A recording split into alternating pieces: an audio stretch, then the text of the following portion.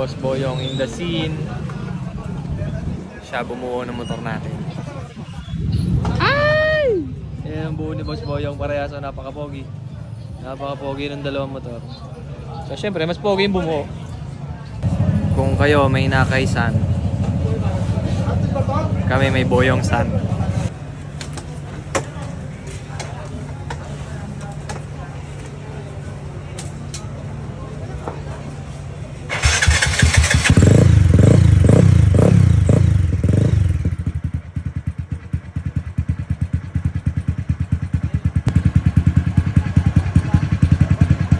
Mga kapwa, story time muna. Mapapansin nyo, dito ngayon si Hera. Ayan sa harap. Marami tayong mga nakitang tropa dito. And magugulat kayo kasi basta na lang ganyan yung itsura. Story time muna. Sabi ko sa inyo dati na itong si Hera ay ang hirap buuin kasi wala pa talaga kaming alam sa show. So, humingi tayo ng tulong sa talagang marunong. Si Boss Boyong. Yan na si Hera. Humingi tayo ng tulong kay Boss Boyong kasi si Boss Boyong ay isa sa pinakang kilala natin sa larangan ng show. Yan, ipatulong tayo. Siya yung nag-build niyan, guys. Ilang araw niyan tinira yan. And big shout out kay Boss Nico ng Rhino Hot Coats. Talaga maaasahan natin, guys. Tinira na naman ni Boss Nico yung mga caliper natin, brake system. Papakita ko sa inyo sa loob ng 3 hours yata o 4 hours. Isang mabilisan lang. Maraming salamat, Boss Nico. Okay mga kapwa, isang mabilisan. Dito na kila Boss Nico. Boss Nico, ganong katagal tinira yung sa akin na yun? Parang 3 oras ata. Ilang oras. Pero yun, rush yun, syempre. Kaya isang mabilisan. Explain natin, Boss Nico, kung bakit yun ay rush at ano ba talaga yung dapat. O isang mabilis. So typically, pagka nagtatrabaho tayo, syempre 6 to 8 hours talaga yung standard timeline. Pero pagka, depende sa request ng clients eh. Oo, makulit rush kasi, na rush. makulit eh. Pag pogi. Pag pogi, okay. Pag pogi, halista nyo yan. No, so yun, pagka 3 pogi ka, dapat sabihin mo lang, di ba? Pero 3 hours kaya mo. Mm. Pero dapat 6 hours, Boss Nico. 6 hours na 6 to 8. Para at least may room for error or Kaya ayan. room for adjustment. O isang mabilisan, silipin natin ngayon. Tara. No, mga kapwa. Ih, ang ganda. Sahara Black, Boss Nico. Sahara Black, yeah. Sahara Black. May texture siya. Matutuwa si Boss Boyong nito. Ayan, caliper. Yes, sir. Wow. Ayan, inulit natin. Eh, no? Ito yon guys, yung dati nating caliper. Mahal na mahal ko yon pero walang no choice. Pero ang ganda. Putay ko, kompleto. No! Buong buo. Bagong new look. Pala sa likod din. Oh, Para match. ang ganda. Match na match. Boss Nico, magkano yung ganito? Ayan, halimbawa, kung gusto nila. Yan, ganan. Magkano yung ganyan? So, Lahat. depende sa item, depende sa condition. Like ito kasi powder coated na, so mas mahirap siyang bakbakin.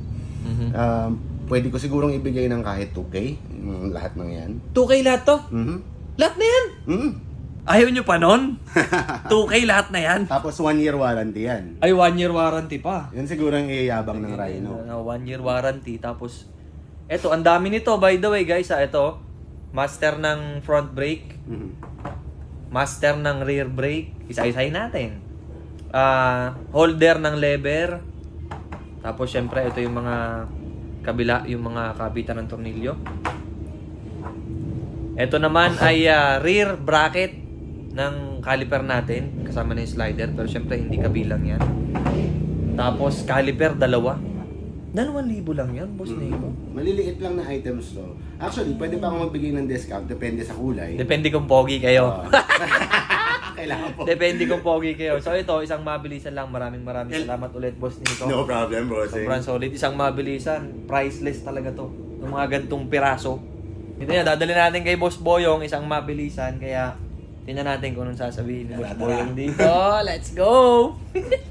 Guys, kung gusto nyo magpa-powder coat ha, hanapin nyo lang Rhino Hot Coats. Itong chassis ni Hera at saka yung caliper, tsaka brake master, ayan. Galing kay Rhino Hot Coats yan. Itinama natin yung kulay. Ang kulay niyan ay Sahara Black. So kung gusto nyo gayahin yung ganyang kulay, Sahara Black ang kulay niyan. Big shout out kay Boss Nico. Ayan, ito yung mga bago natin dinagdag.